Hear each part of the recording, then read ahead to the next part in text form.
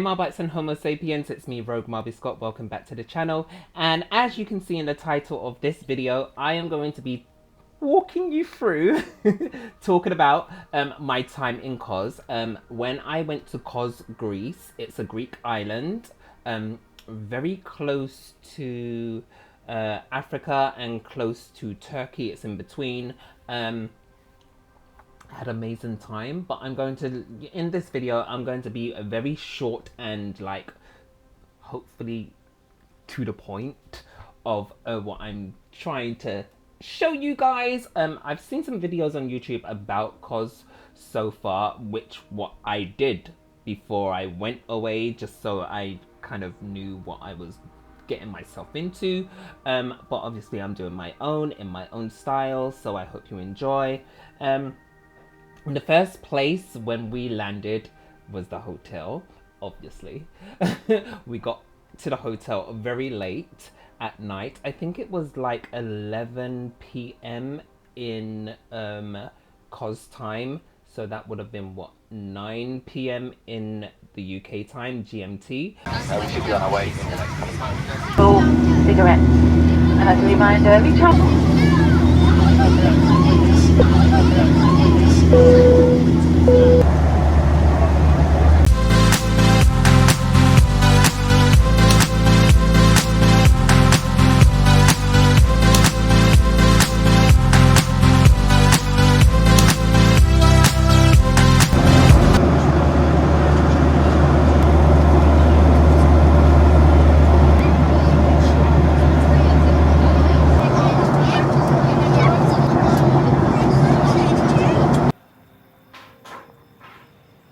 The next day, we went to Naratsa Castle. Naratsia Castle. I hope I said that right. Kos Town Castle. If I'm just gonna put it out there, which it's also known as.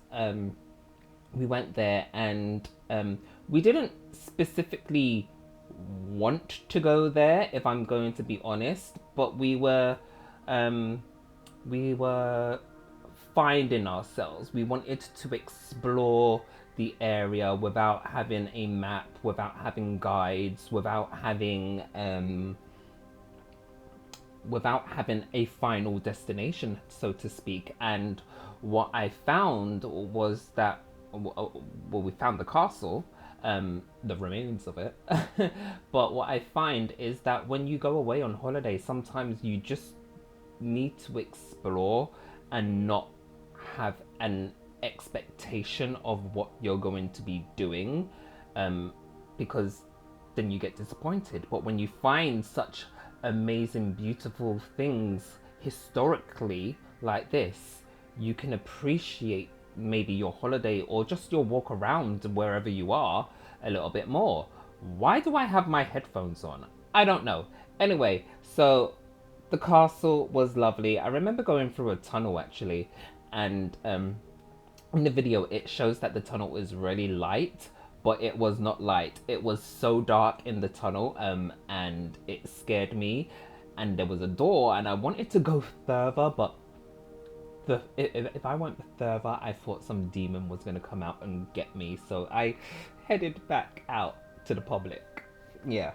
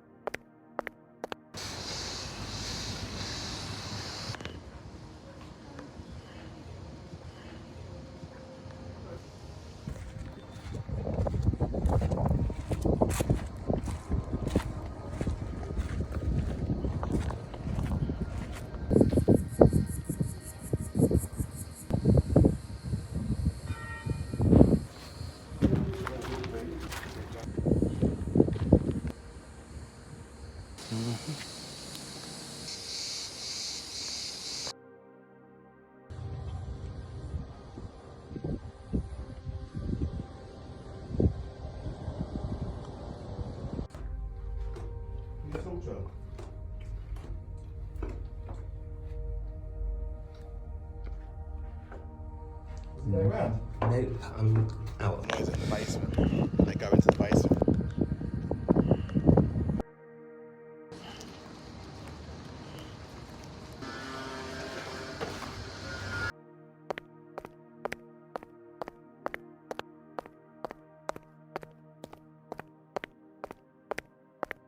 That same day, literally, so we spent maybe 45 minutes in the castle just reading stuff and trying to figure out what statues were what, like, were they horses, were they men, what pieces went where. This is, I just love history and I love sculptures and statues and stuff.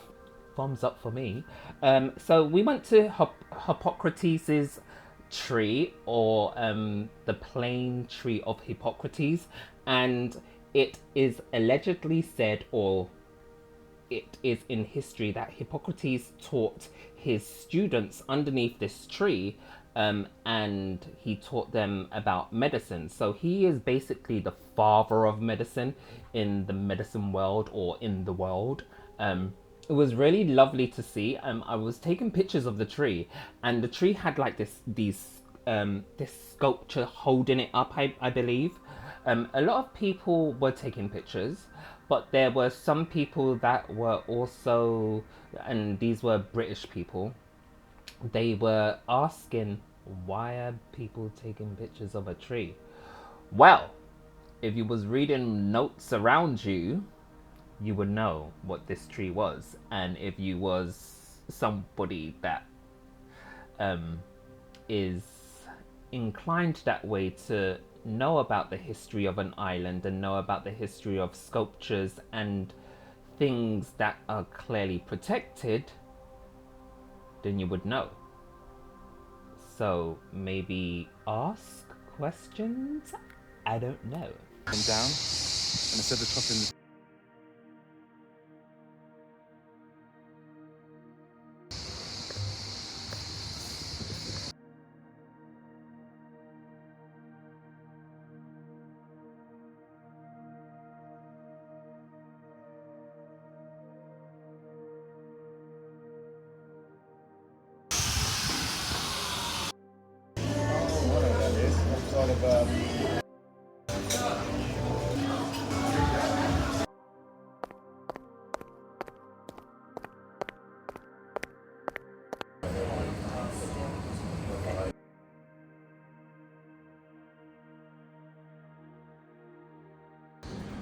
Cat.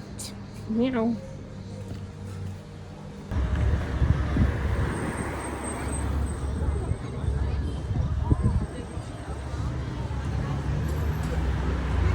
So we went to this place called Jasmine, and I'm going to say the food was absolutely amazing. However, I have to stress, they served way too much food on my plate.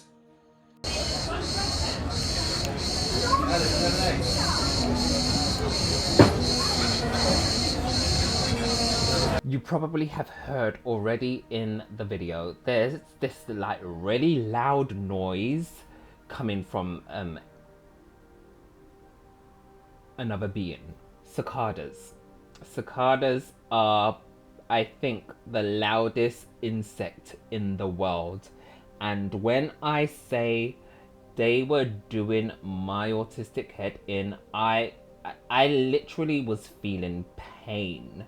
Like, I remember there was this time I was in a restaurant and I was waiting for my food and they were just making this noise. And you know what? It's the males that do this to get the attraction of females, but the noise is just so loud.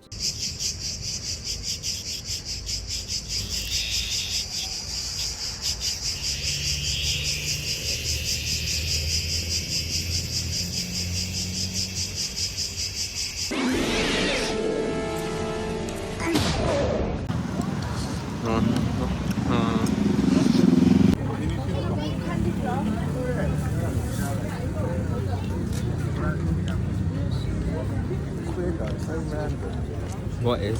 Talking about sweets and candy floss and all that. And they got corn on the cob.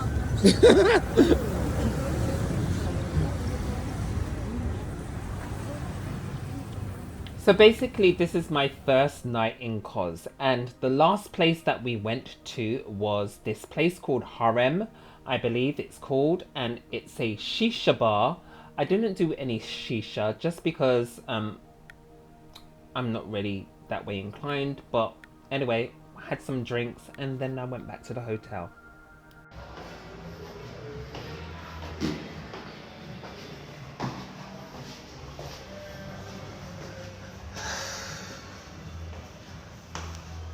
Swaying.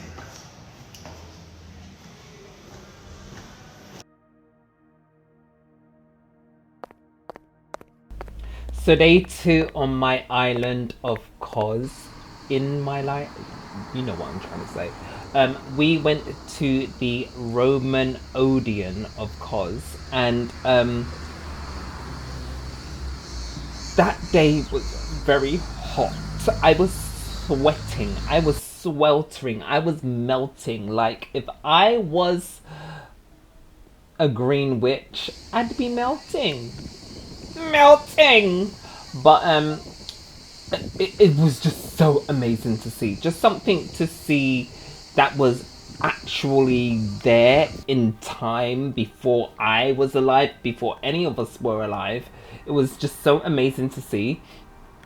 I do remember that the steps had been said to have been reconstructed with marble.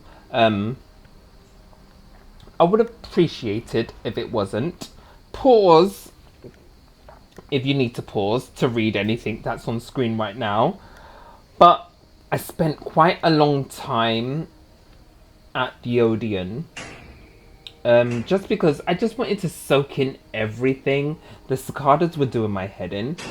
But we spent quite a long time there. Like, I remember quite a few people that I saw would come in and came in the same time as we got there, and they literally just took photos and left.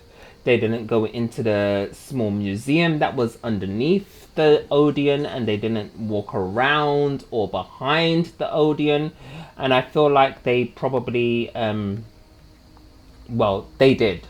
There were missed opportunities for them, which is why I spent so long there, because it was just such an amazing place to just soak in some history, something historical in time that you're never going to be able to witness. Like, just soak it in and try and evaluate, try and I don't know, see the bigger picture of life. It's not about now, it's also about then. And yeah, it was just a lovely experience, that whole Odeon experience.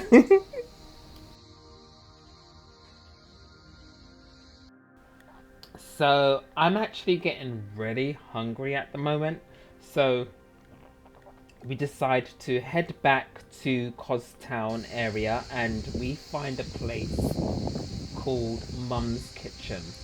And I remember we walked past Mum's Kitchen once, and I was just like, we need to go there. And when we got there, it was just so amazing. We had, like, our lunch was so lovely to have, and the staff were lovely. I can't even express how much they were good to us. We then had dinner later on that night, and then we went to bed because I was tired.